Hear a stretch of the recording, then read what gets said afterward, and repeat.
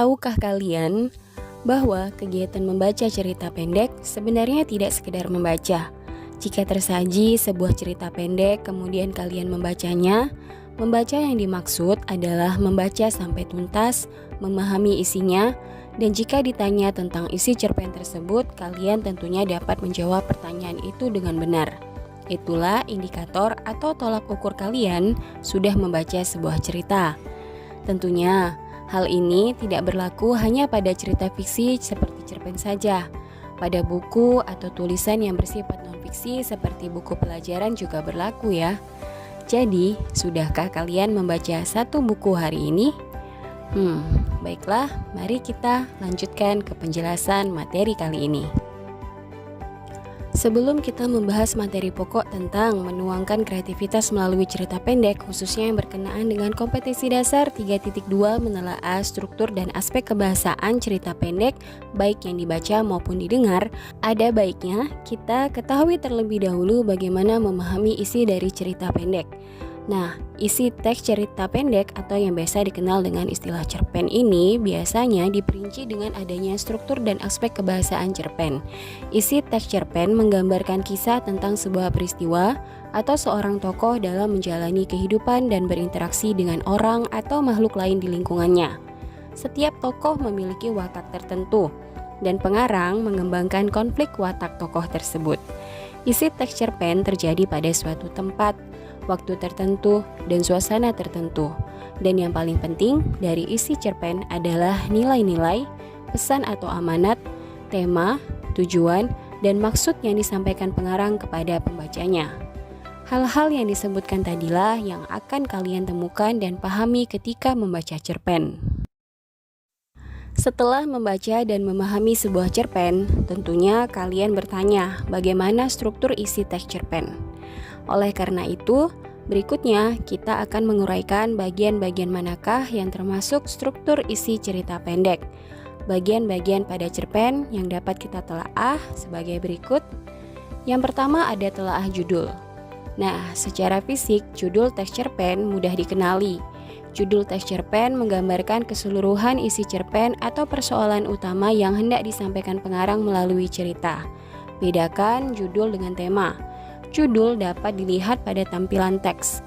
Judul bersifat tersurat, ditulis pada bagian awal teks, bisa berupa kata, frasa, atau klausa. Dengan huruf kapital pada tiap kata kecuali pada kata depan atau secara keseluruhan ditulis dengan huruf kapital. Sedangkan tema bersifat tersirat, tidak tercantum secara langsung dalam teks cerita, melainkan merupakan hasil pemahaman pembaca terhadap cerita tersebut. Apabila kalian ditanyai mengenai tema suatu cerita, kalian dapat menjelaskannya dalam bentuk sebuah kalimat yang mencakup gambaran umum tentang isi cerita secara singkat. Nah, tema biasanya hanya berbentuk dalam satu kalimat. Berikut contoh judul cerpen beserta kutipan cerpen yang saling berhubungan.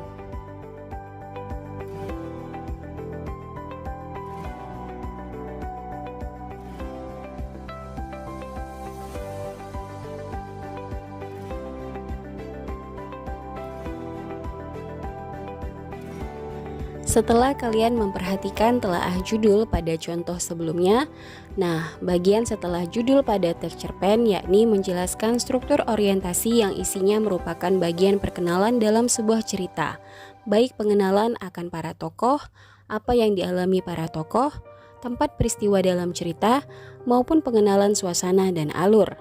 Berikut contoh dari telaah orientasi.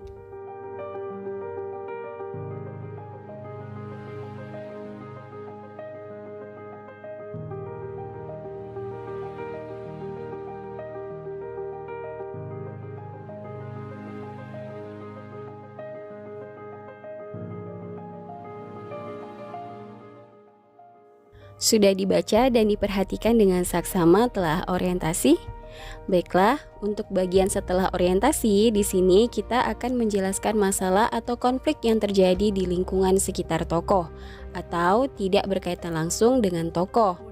Konflik dalam cerita dialami oleh tokoh utama, Permasalahan yang ditimbulkan bisa saja dari orang sekitar tokoh utama tersebut atau justru dari dirinya sendiri. Silakan perhatikan contoh berikut.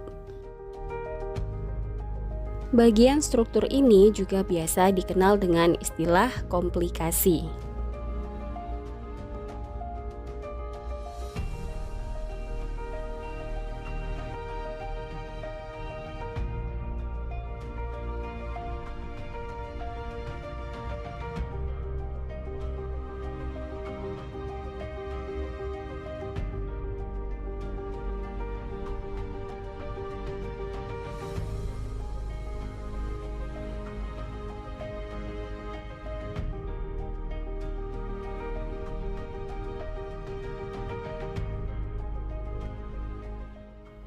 Selanjutnya kita memasuki tahap resolusi pada teks cerpen.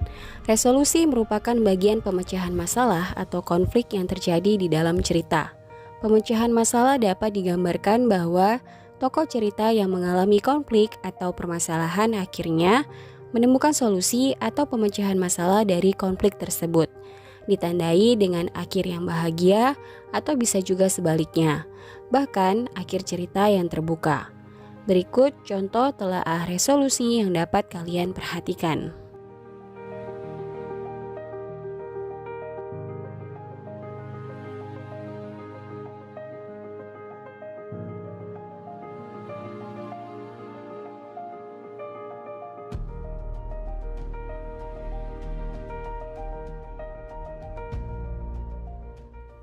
Setelah kalian mampu mengidentifikasi dan memahami bagian-bagian yang terdapat dalam struktur isi teks cerita pendek, selanjutnya kita akan menelaah ciri kebahasaan teks cerita pendek. Teks cerpen memiliki kaidah kebahasaan yang membedakannya dengan teks lainnya. Ciri bahasa cerpen yang akan kalian telaah yakni sebagai berikut.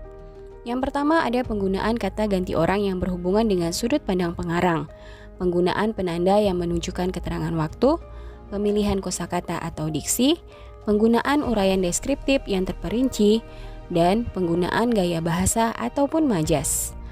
Ingin tahu lebih jelas tentang masing-masing penggunaan bahasa yang dimaksud? Mari kita lanjutkan penjelasannya. Simak baik-baik ya. Bagian pertama yakni telaah penggunaan kata ganti orang. Nah, secara garis besar, pengarang dapat memilih penggunaan kata ganti orang dalam menuangkan ceritanya, baik akuan maupun diaan. Pencerita akuan adalah tokoh utama sebagai pencerita dengan menggunakan kata aku atau saya. Pencerita diaan maksudnya adalah pengarang sebagai pengamat dengan menggunakan kata ia, dia, mereka, atau menyebut nama pelaku. Baiklah, berikut contoh penggunaan kata ganti orang dalam cerpen.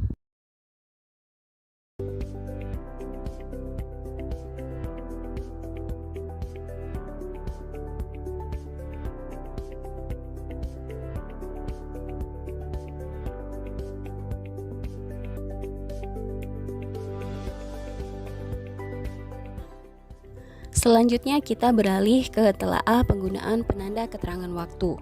Nah, untuk keterangan waktu yang digunakan pengarang dalam menulis cerpen adalah menunjukkan waktu terjadinya sebuah peristiwa yang diceritakan. Contoh penggunaan kata keterangan waktu antara lain pagi, siang, sore, malam, besok, lusa, dan penunjuk hari lainnya. Untuk itu, perhatikan contoh berikut.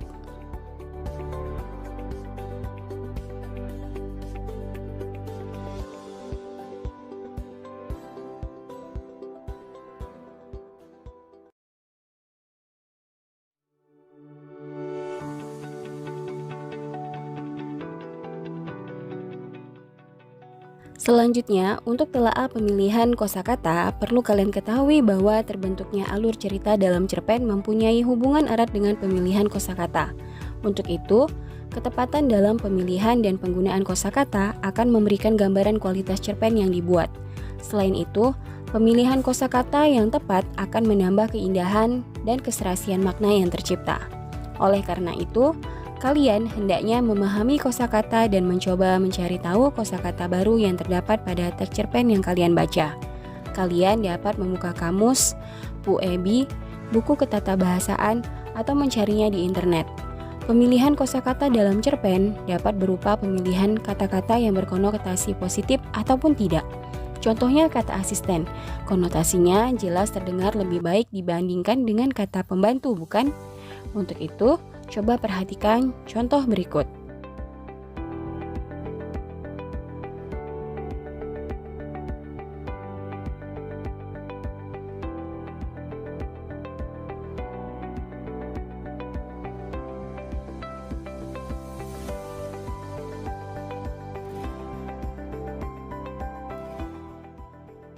Telaah ciri kebahasaan dari teks cerpen selanjutnya yakni penggunaan uraian deskriptif. Penggunaan uraian deskriptif dapat berupa mendeskripsikan pelaku, penampilan fisik, atau kepribadiannya. Fungsi penggunaan uraian deskriptif untuk melukiskan atau menggambarkan keadaan atau peristiwa dalam cerpen. Penggunaan uraian deskriptif ini membuat kalian memahami alur cerita. Selain itu, uraian deskriptif dapat bertujuan membuat kalian memahami peristiwa yang terjadi dalam teks cerpen. Untuk itu, coba perhatikan contoh berikut ini.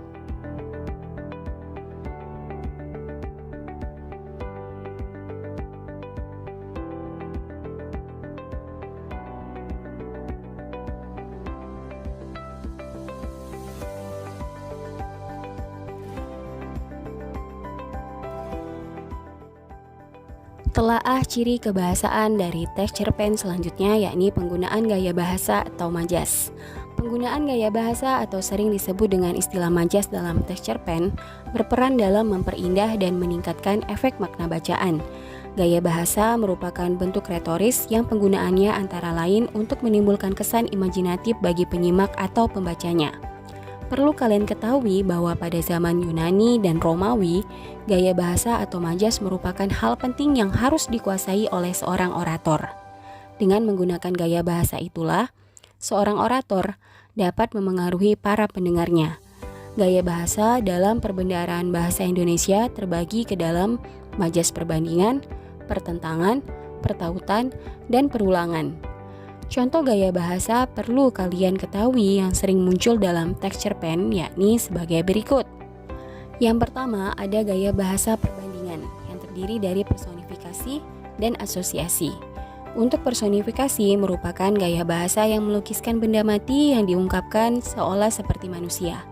Contohnya, awan hitam menebal diiringi halilintar bersahut-sahut.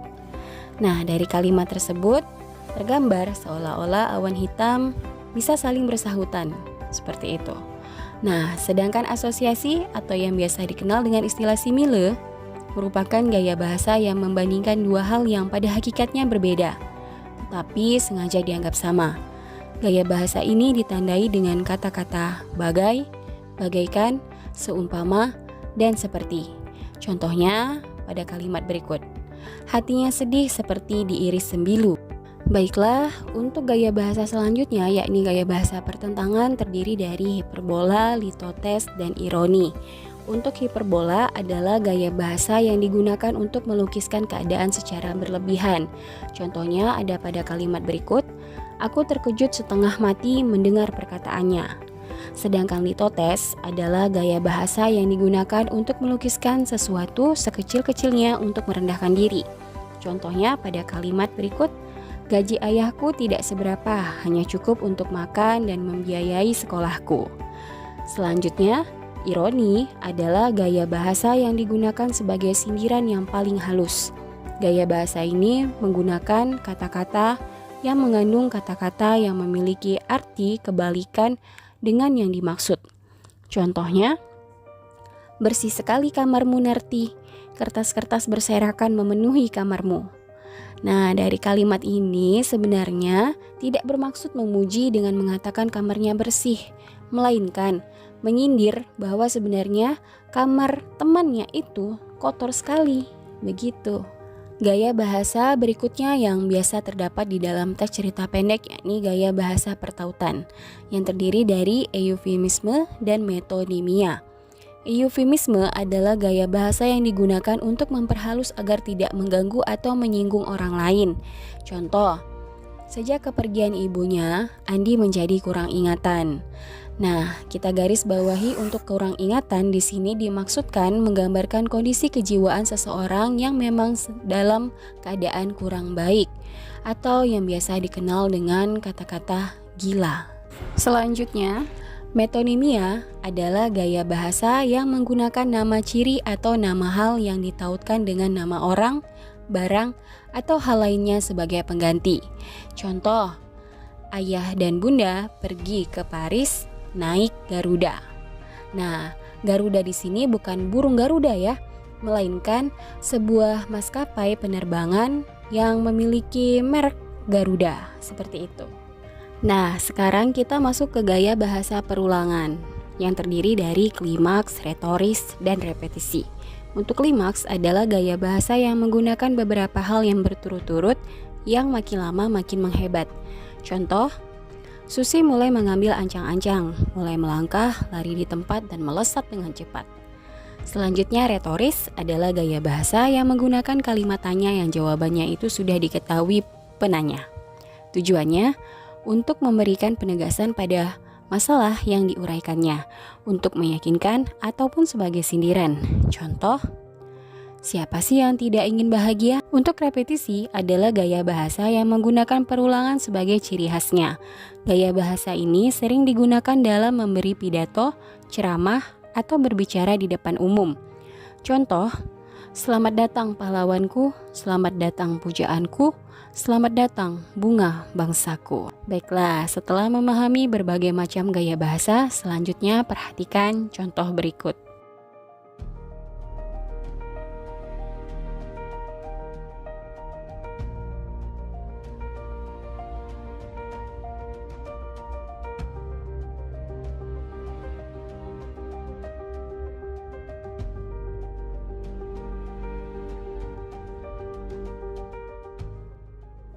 Nah, sampai di sini kalian sudah paham kan mengenai struktur dan aspek kebahasaan teks cerpen? Tentunya sudah paham dong. Jadi dapat disimpulkan secara garis besar gambaran struktur teks cerpen seperti yang tampak pada tayangan ini. Struktur teks cerita pendek atau cerpen terdiri dari judul, orientasi, komplikasi, dan resolusi.